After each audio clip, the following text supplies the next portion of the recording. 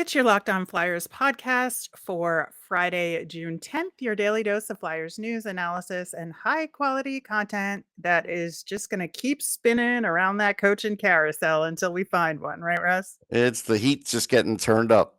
That's what I feel like's happening. All right, let's get going. Your Locked On Flyers, your daily podcast on the Philadelphia Flyers. Part of the Locked On Podcast Network. Your team every day.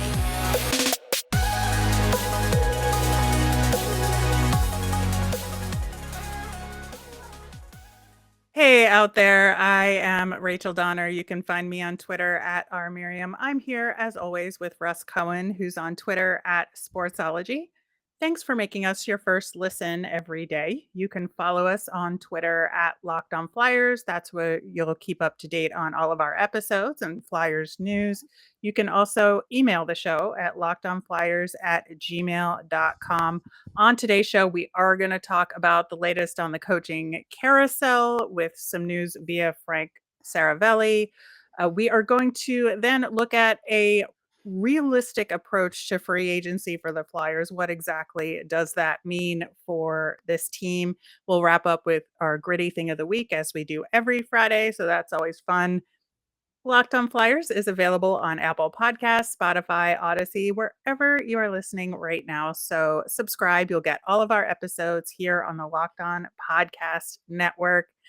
Man, Russ, sometimes it feels like there's no news and then we get some little tidbits and then we get a dump from Frank Saravelli on what's going on around the league. And there are a couple surprises, I think, on the list of things that he put out yesterday.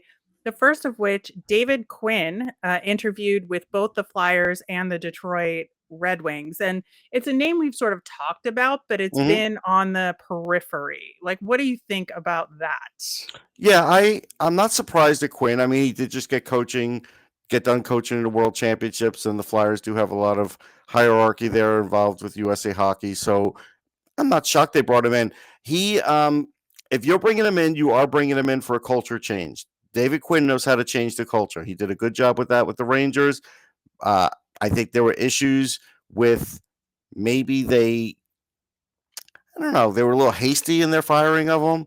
I get it. Like, they were sort of looking for quicker results after a while. They almost did what the Flyers, kind of did with Vigneault.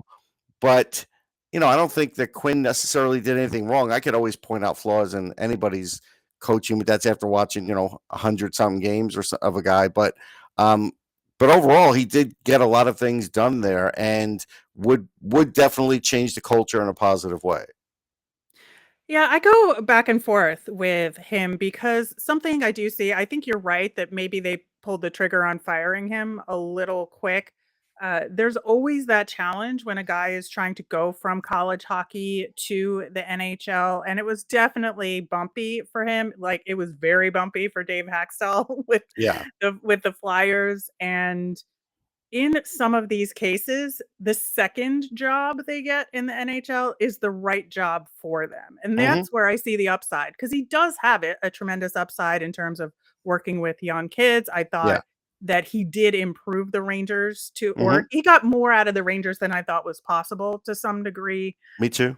And so I think that there are some upsides to him. Is he my first choice? No. But I do see the potential there in, like I said, a guy getting his second chance in the NHL.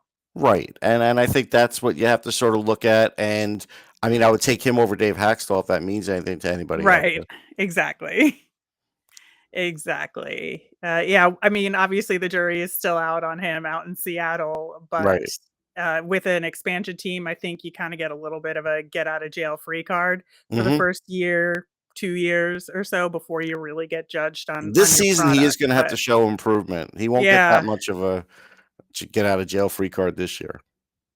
yeah, and also feels like the Detroit Red Wings connection in this interview process continues with the list of names. Jeff Blaschel was interviewed by the Flyers as well. He had spent 7 seasons in Detroit with a overall losing record, but they've been in these kind of low years, rebuilding years, and so you can't really put all of that on him, and maybe he had just run his course there. But again, he's just not that exciting name or that name where I feel like he's the guy that can turn the Flyers around. Right. I would take Quinn over Blaschel. I've had a lot of conversations with Kevin Allen about Blaschel since he's in that market. I've spoken to Blaschel, who's really an intelligent guy. Don't get me wrong on that. But the issue with Blaschel is, and especially like this is what you have to really look at. Yzerman brought in Blaschel because he kind of knew things were going to be bad for a couple of years, and he is a very steady as she goes kind of guy, sort of like a Mike Yeo. But the problem is this year, um, while they did show some improvement, Yzerman then had to look at it and say, do I want to extend him another 3 years where now I think in 2 years I'm going to be good and possibly a playoff team? And his answer was no. So my answer would be no. Yeah, I think that's the big clue for me right there, is that Yzerman did exactly what you just said. We're turning things around. We're about to get good. Is this guy the guy to lead us into the promised land again? And if he thought no, then I think no, because Yeah. I feel like Steve Yzerman knows what he's talking about Right. with this stuff. Now, maybe the Flyers are trying to learn something from Detroit, but I'm not sure there's anything for them to learn because Yzerman doesn't really say much, and you're just going to get Blaschel's point of view, and it was mostly a losing point of view. Yeah, yeah, and, with that many years there, without being able to get more out of that team, I just don't think that's the right direction to go in. One direction that I would absolutely be interested in is our continuing conversation about Bruce Cassidy, who was, again, just fired by the Boston Bruins. He had a media availability yesterday that was very spicy, and there was some information that came out about that he had been given some assurances that he would be back with the Bruins this year, and then uh, he gets fired at home on Monday. He gets a knock on the door from Don Yes, Sweeney. You think I it's the know. UPS guy, and it's Don Sweeney. I mean, how horrible is that? It's bad, but I mean, I guess it's better than a text if you want to, I use don't know. degrees of bad. This has Jeremy Jacobs written all over him. It does. It almost sounds like Jeremy Jacobs and Cam Neely had like a private meeting and then invited Sweeney in and said, guess what? We thought we were going to keep him. We're not. And you're going to have to go fire him.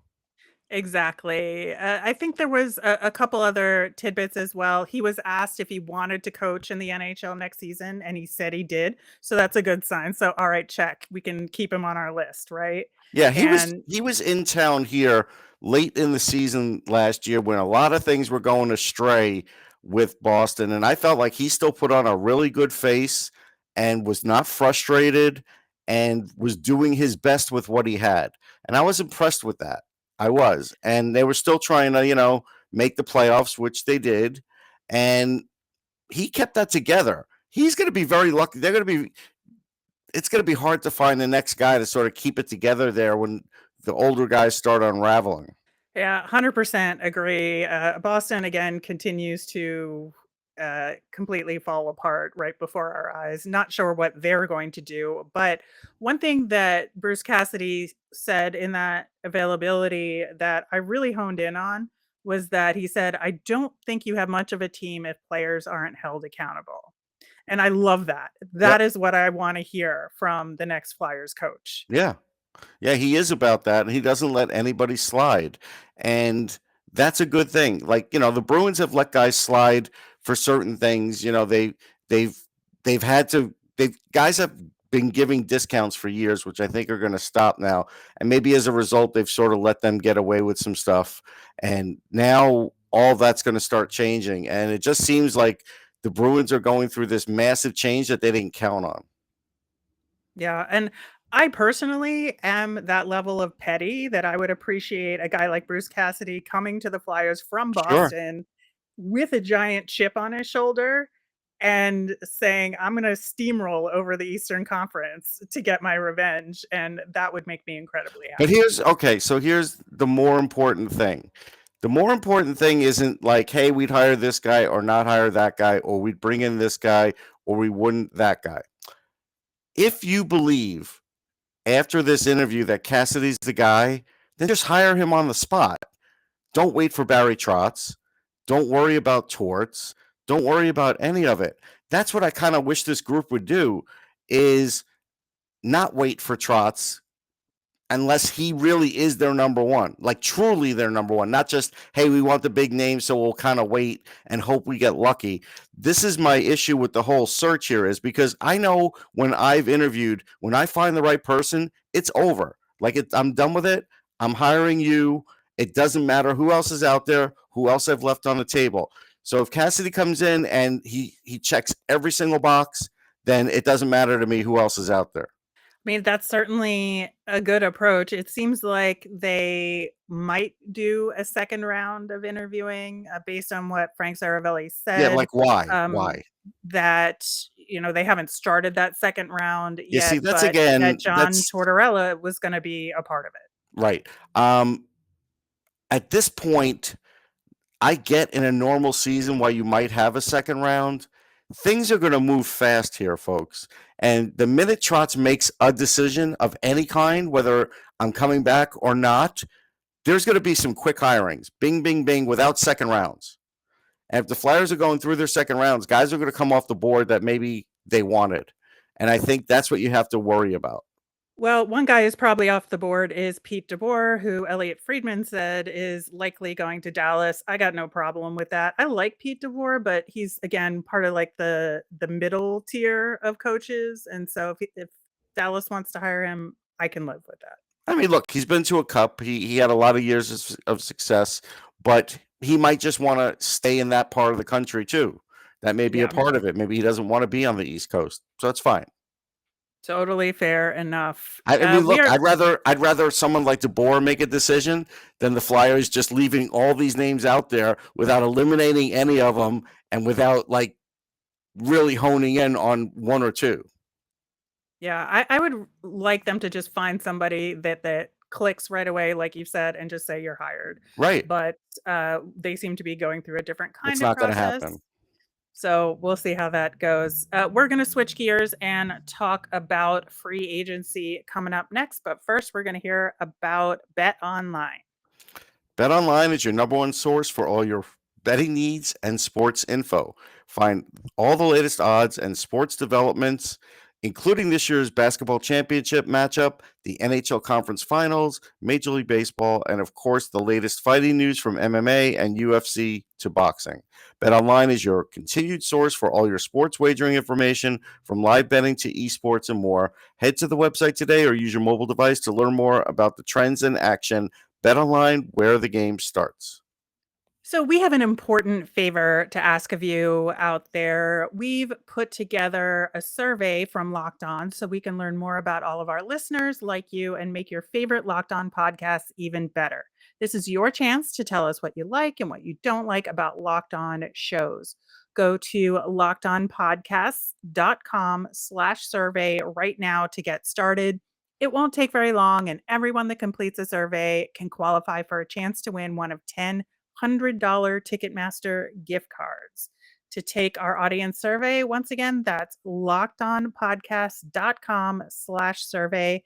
And thanks for all your help.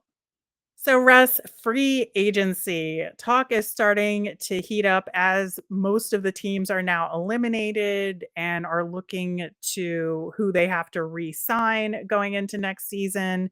And the conversation really starts to get underway about if teams are going to re-sign their free agents, if they're going to test the open market, all of this. And, some of the big names are now able to be talked about more openly, like Johnny Gaudreau. We're going to get into that in a minute. But I think that with the Flyers, and we've been laying the groundwork for this in our conversations on this show, I think pretty well, is trying to find a realistic approach to the Flyers for their free agents process, because there's two factors here in my estimation that you have to consider when looking at what the Flyers will do versus what you want them to do, right? So number one is obviously the cap space. They are very, very crunched. And in order to find any room to sign any significant free agents, right now we're maxed out at about 5 million for remaining signings. So they're going to have to make some trades in order to do that. And probably some very significant trades to get Hmm. anybody of note. And then the other thing for me anyway is understanding what Chuck Fletcher's mindset is going into it and really trying to separate in our heads what we would do versus what we think the Flyers will do and try to balance that out in our expectations. All right. So to be honest, I don't think Chuck has a complete game plan because he really can't because he doesn't know how all these teams are going to react to what they need to do. Again, the thing you don't want to hear is in a month like Chuck says, it's hard going out there. Like I'm trying to make a hockey trade. I'm trying to do and that could happen because there's a lot of teams close to the cap. And then that's when I think you should just buy out JVR and not worrying about trading him to get the full cap space back and just buy him out so you don't lose any more assets. I think there's a point where you just have to stop trying that. Again, doesn't mean a team won't pick him up in 10 seconds, but this is what happens in the NFL. And in the NFL, if a team's not really overboard about a player, they'll just wait him out until they hit the market. So, you know what, Flyers? Let him hit the market. Yeah, and I also think you have a really good point out there with a lot of teams having cap space issues. I think that this free agency period, I think much like last year's, is going to be busy but not bonkers. And that there's going to be a lot of teams that just won't be able to go after the kind of guys that they want to because of limited cap space. And the Flyers are, unfortunately, right now part of that group of teams. And so I think you're right about the buyout on JVR. And we've been saying that on this show for a while now, that it's not worth giving up assets or draft picks in order to get that full 7 million of space. And I do think with a bunch of teams in a cap crunch, the contract negotiations with different teams and different players are going to be a little different. Yeah, I just think everybody's always acting like, oh, well, we could just call up Seattle or Arizona and get this done. But yeah, Arizona's going to be like, hey, we like what we did the last time with Gossespierre. What 2 picks are you giving us this time? Like, that's what they like. Yeah. Otherwise, they're going to somebody else. They only have a certain amount that they could do too. So, it's not a guarantee the Flyers can do anything with that. And if you can't do anything with JVR, forget about getting Gaudreau. You can't really get anybody except like a $3 million free agent when it's all said and done. So, that's where you have to sort of be realistic. That has to happen first before you hope to get any of these other free agents we talk about. Or you make a hockey trade where somehow you're trading a guy with salary for another guy with not much salary and you feel like you got something back in return. But how's that going to happen? Yeah, exactly. Dom Lichushkin wrote a really interesting article in The Athletic, or he put out his top 50 free agents and had projected contracts for them. And I think that really helped me at least hone in what is realistic Mm-hmm. to some degree, because if you look at the top free agents, and some of which we've talked about in conversation with what the Flyers may or may not pursue, Johnny Gaudreau projected 11 million for 7 years. Nazem Kadri projected 8.5 million for 7 years. Philip Forsberg projected 9.5 million for 7 years. All of that is unrealistic for the Yeah, Flyers. they're not going to be shopping there unless they move major space. And again, how long are those guys going to wait around for the Flyers to do that to actually go and play for them? That's the other thing, because it's not going to happen quickly. No, and I think the term here is going to be a huge problem for the Flyers as well, that they really can't afford enough other guys with this long term. They already have a couple of guys at this long term and they can't Right. add to that pile that much. Now, if they could somehow get somebody to go for a shorter term and pay them a little bit more, that would be amazing. But I just don't, again, realistically seeing that happen.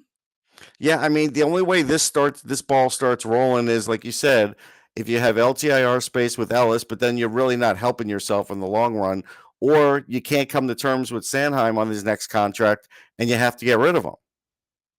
Yeah, it is just a tough situation, and I think that's what I just wanna keep emphasizing is that they really are in a bind, and to have extremely high expectations is just not a place to live in right now for the Flyers. Even if you were Steve Yzerman, I think you would have some trouble Oh yeah. with the Flyers this season. There's like no knock on Chuck Fletcher from that perspective. Now he's the one that's sort of gotten them into this boat, but now that we're here, like I just think, we have to make sure that we're looking at what he's doing from that perspective of being crunched and doing the best he can. But I do think that kind of puts the Flyers in a position where they're looking at sort of 1B tier free agents or Mhm. second tier free agents to fill out what you already have, or making a trade to rather than signing a free agent to fill those high end needs. I think that's kind of where we are. Yeah, I mean, again, if we're gonna go and trade, I don't know, Travis Konechny to Chicago for Alex DeBrincat, and then the Flyers are gonna have to give up that 2024 first rounder. And like, is that something? Do you think you could sign DeBrincat? If you can't, you gave them someone with a little more term. I think another extra year, who's cheaper, so they would be happy. But again, do you think that that's going to work out? Like, I would stay away from it. And I honestly think DeBrincat will re-sign with Chicago. But I'm just I saying, do you too. have to look at those things and say, is this going to work out? Because even though the word is, hey, we're going to be good next year and we're going to do all this, you still have to prepare for the fact that you aren't.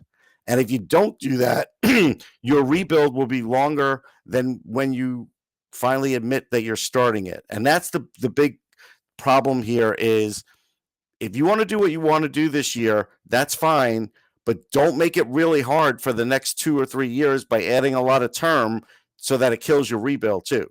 Like, that's what you have to be careful about. You don't have to talk about the rebuild, but you have to acknowledge, hey, if this season doesn't work out, we've got to change things around here.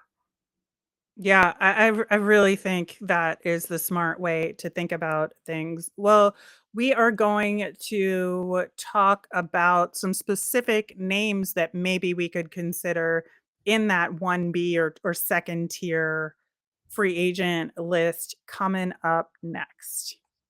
Okay, so it seems like one team sticks out with having a lot of free agents, and they're not going to be able to re-sign all of them, and that's the Colorado Avalanche. And so while Nazem Kadri is the bright shining object at the top of the list, supposedly, they've already got a couple other guys in Andre Burakovsky and Valeri Nichushkin. And they're slightly cheaper, but also very productive. Yeah, both guys are really good.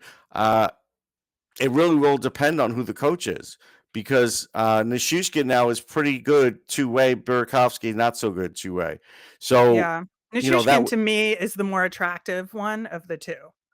well, it depends. Burakovsky still has the higher offensive potential, but Nichushkin has been picking it up every year a little bit more each year. I don't think he still has that same potential that we all thought he had in his draft year, but it certainly has grown from like 4 years ago. Again, I do think it matters who the coach is, but I do think these are two guys that you realistically could look at, because chances are, Kadri's going, and they already have a replacement for him. So really, they may not be able to sign both these guys. They may just be able to sign one of them. Yeah, exactly. I think that's where you can take advantage of a team like that with so many free agents, is that you can match or exceed offers that they're able to give, again, assuming you make the space, right? Right.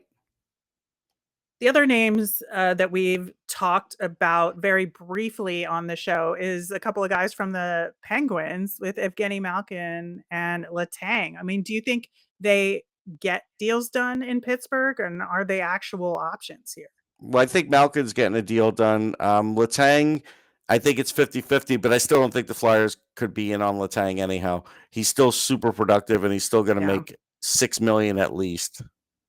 Yeah, and this is where I'm kind of like, well, like, are these guys like really going to stay where they are, or are they going to like, do the Flyers even have a shot with guys like And I think them? Letang will do what Fleury did and say, I'm not going to play for Philly just out of respect for these guys. Right. Like, he's just not going to do it. Yeah, fair enough. Fair enough. Is there anyone else that's kind of like under the top tier players that you think the Flyers should go after? Well, I mean, Riley Smith is a good one. I know the Rangers will be after him because of the coach Gallant, but Riley Smith can penalty kill. He can skate. He is capable of scoring, 20 goals. He is a really good all around guy. If I have Tortorella as my coach, Riley Smith could be one of the stars of the team. And if I lose Konechny and I gain Riley Smith, I'm okay because it's going to fit better in the system.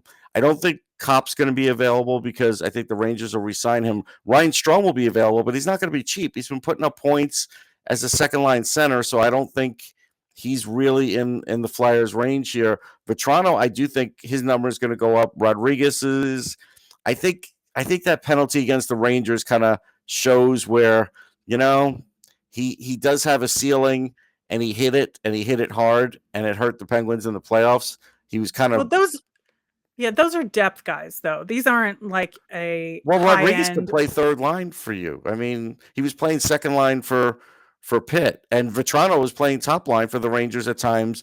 With the Flyers, Yes. could certainly play second line with the offense, with the speed and the way he plays offense. So I don't think they're such depth guys. And Smith would be a second line guy in Philly. Yes. Stastny, if you want to bring him in for 1 year, that's fine. But he's got a house in Winnipeg. I think he just goes back there cheap. I just have a feeling that's what's going to happen.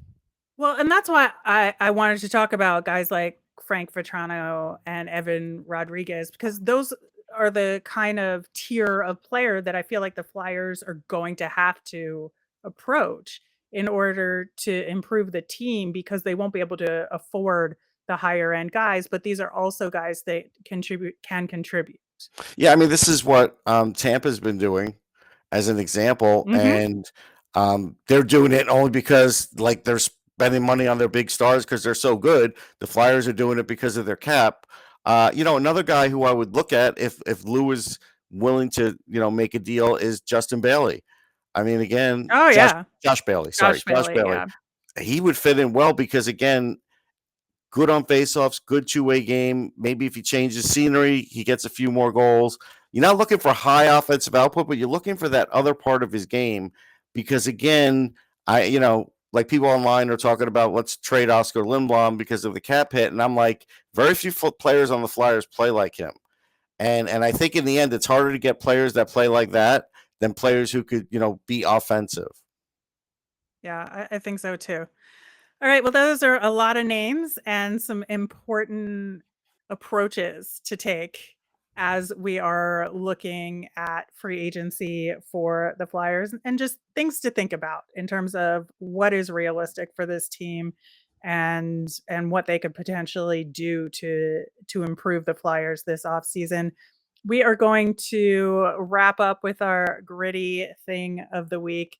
Just a couple of things with the same meme. There's like a generator out there where you can plug in a picture and then it turns it into like a grid of art pieces Oh, yeah. based on it. So there were a couple of them with Gritty that showed up that I thought were really great. One of them was putting Gritty into the JFK assassination, which is just horrifying, but also incredible at the same time. I don't even know what to say. I'm not even going to comment. The other one is also, I thought, was really good actually, is making Gritty in the style of Picasso, and I think it's actually like pretty spot on. Oh, I'm not hanging that in my living room. You got to be out of your mind. But in terms of matching up what a picture of Okay, Gritty that's would fine, look like but in as Picasso, I think it's pretty good what this generator did. I mean, I have a Kramer in my living room, right? And if you remember what they said on Seinfeld at the time, it's I don't watch grotesque. Seinfeld. Oh, okay. Well, here's what they said. It's grotesque, but I can't take my eyes off it. So maybe that's the factor for Gritty here too.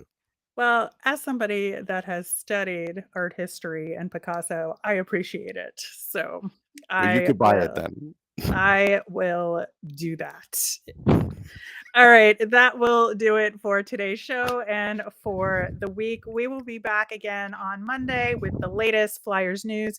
We are going to be doing some really fun crossovers with the Locked On Canadiens crew. Always fun to talk to them. Very excited about that.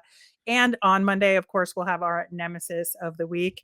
As a reminder, we always want to hear from you. So send us in your mailbag questions or maybe what you want us to talk about with the Habs show hosts. Mhm.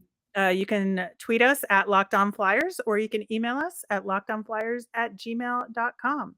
I am Rachel. I'm on Twitter at rmiriam. That's RMIRIAM. I'm Russ. I'm at Sportsology, SPORTSOLOGY. You made us your first listen today. Now make your next listen Locked On NHL. Locked On NHL covers the playoffs like no other. You can hear the latest news and opinions from local experts every Monday through Friday. It's free and available wherever you get your podcasts. Have a great weekend.